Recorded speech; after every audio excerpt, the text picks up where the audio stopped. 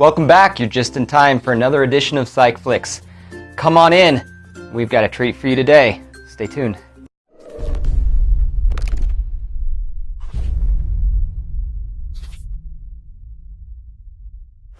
So once again, I'm Jess Willens, your Psych host, and welcome back to another edition of PsychFlix, where each week we analyze a current or popular movie from a psychological perspective as we try and worm our way into the characters' heads so that you can better understand the characters that you love or hate. Now, before we get into today's video, we want to point out something that happened last week that was a first for us here on PsychFlix. We actually had 2 viewers who requested specific movies that they would like us to analyze from a psychological perspective. So one of those movies was Constantine. We had another viewer who didn't request a specific movie, but she wondered why stepmoms are always portrayed as evil in Disney movies. And that is a very interesting question. So we will be doing Constantine here in the very near future, and some of you may know that there's a new Cinderella movie coming out in March. So sometime around that time, we will address the stepmother issue. If there's anyone else out there who has specific requests for a movie they would like us to review and analyze, please submit it in the comments section below on this video, and we promise you we will get to it. So today we're going to be talking about the very popular animated movies, How to Train Your Dragon. We're going to talk a little bit about both 1 and 2. So naturally, of course, we're going to be talking about dragon psychology. What makes dragons tick? If you're familiar with the movie, you may remember they're Vikings living on an island that's constantly being attacked by fire-breathing dragons. I guess most dragons are fire-breathing. These Vikings have to be trained as great dragon slayers. And the head of these Vikings himself is a tremendous dragon slayer, but he has a son who is small and weak and a little bit fragile. Oh, come on, let me out, please. I need to make my mark. Oh, you've made plenty of marks, all in the wrong places. Please, 2 minutes. I'll kill a dragon. My life will get infinitely better. I might even get a date. Naturally, you can imagine that the dad is a little bit disappointed that his son is not this great big Viking dragon slayer like he is. And the son, you know, is constantly wanting to prove himself. You can't lift a hammer, you can't swing an axe, you can't even throw one of these. Okay, fine, but this will throw it for me. Oh.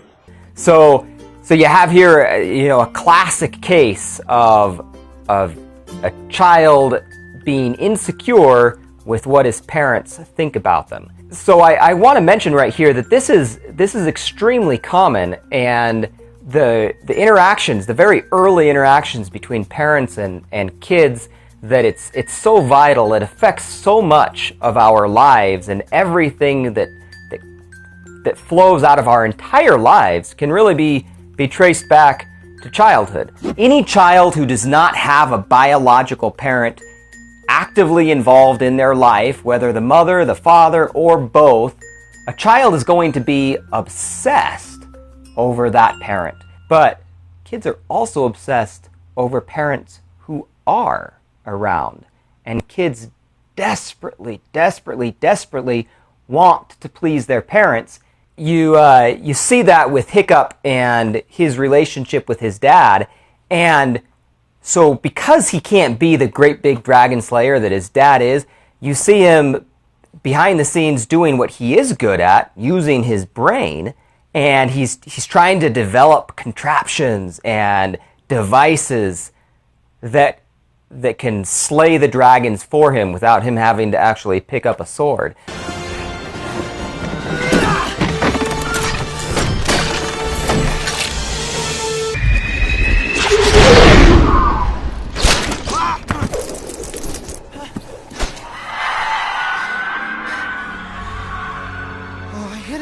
He desperately wants to be the dragon slayer that his dad wants him to be, but his dad really isn't interested in him giving him an opportunity to use these contraptions or to show what he's designed or to prove what he can do, because his dad thinks, his dad certainly loves him, but his dad thinks he's just a frail little boy, and his dad is a little disappointed that he isn't the great big dragon slayer, but he thinks that, oh well, that's who my son is. He's not a dragon slayer, he doesn't fight dragons, so I just need to keep him at home. Every time you step outside, disaster falls. Yeah, many things, Hiccup. But a dragon killer is not one of them. Get back to the house. Make sure he gets there. I have his mess to clean up. He wanted to protect his son, but obviously that wasn't okay with Hiccup. Even if he knows his dad loves him, love isn't always enough, because self-worth and self-esteem is so absolutely essential for human development, and especially in kids. He needs to know that his dad approves of him, and that his dad thinks highly of him, and that his dad respects him. Those are absolutely essential ingredients. So there's a few different things that can happen in a situation like this. I would say probably the most extreme, though it's very rare, is that schizophrenia is caused by a pathological relationship between a mother and her son.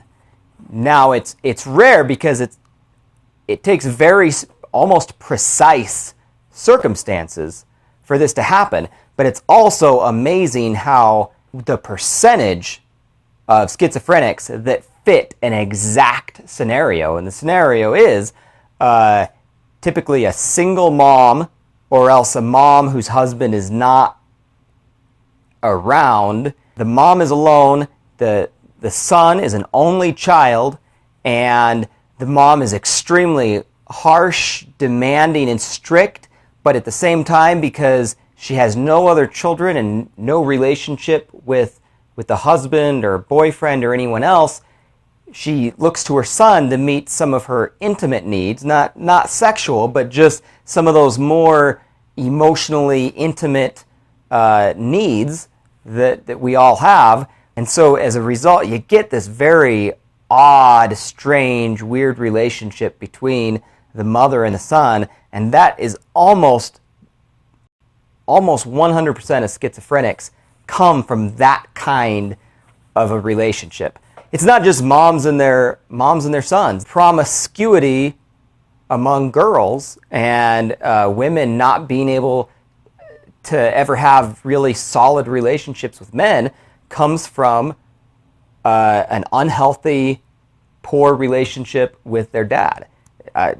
Daddy issues that a girl can have can lead to all kinds of problems with men later on down the road, promiscuity being perhaps the most common, and perhaps a less common, more severe example would be borderline personality disorder. Girls who don't have correct relationships or healthy relationships with a father figure can end up having a lot of struggles in their relationships with men later on down the road. The issue that you can see with the son and his father is, what we're talking about with How to Train Your Dragon, a son who is absolutely obsessed with trying to impress his father. And if that is really bad, now in How to Train Your Dragon, at least the father does love his son, and his son seems to know that his dad loves him.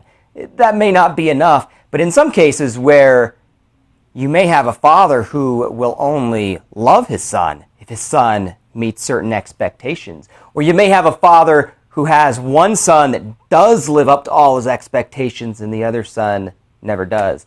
In those cases, you can get some really, really crazy behavior, obsessive compulsive behavior from a son who is obsessed with pleasing his dad and compulsively trying to find a way to please his dad well into his adult years. So what I really like about the How to Train Your Dragon movies is it all works out in the end. And that's what we all like to see, right? We like to see happy endings. The way it works out in the end is kind of a roundabout, odd way that you can't count on, kind of an accident.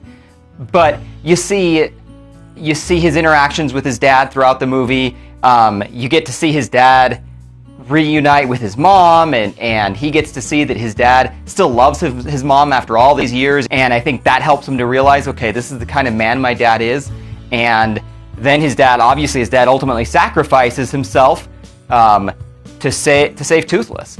And then also his mom explains to him about the story of his birth and how his dad, loved him, no matter how unhealthy or small or frail or fragile he was, and expected him to grow up to become the greatest Viking leader of all time. There's a number of situations and circumstances throughout the movie that show Hiccup just what kind of man his dad is, and that his dad really does love him, and it kind of allows Hiccup to accept the fact that he's different than his dad and to embrace his role as a leader, but recognize that he's not going to be the same kind of leader his dad is. He has to embrace leadership in his own way.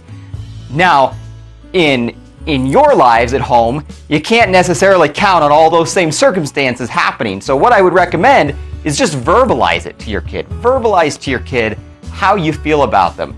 And please make sure and find something in your relationship with your kid that you guys can relate together on. Especially if you guys don't have a lot in common, like Stoic and Hiccup. If you guys don't have a lot in common, then you may have to go out of your way to find something that you guys can relate together on, that you guys can do together and enjoy together, and that gives you an opportunity to develop a relationship, even if you guys are very different, and spend that time together, and again, verbalize how you feel about your kid. And as the movie shows, even a very unideal parent-child relationship can turn out well in the end. And all of us, of course, have not completely ideal relationships with those we love, but they can turn out okay if we take the time to spend time together, to relate to each other, and to verbalize to each other how we feel. That's it for today, but once again, thank you for tuning in to another episode of PsychFlix. Please, if you haven't already subscribed to Lane's YouTube channel, Cine-Love, do so right now, or else we'll come after you. But if you subscribe, lots of benefits. You get notified every time we put a video up, so you have access to all of Lane Levanway's movie reviews, all of my PsychFlix reviews, and other things that we may do from time to time. So please subscribe to our channel. Stay tuned again next week. We'll have another great PsychFlix episode. Check out my blog, The Unveiled Self.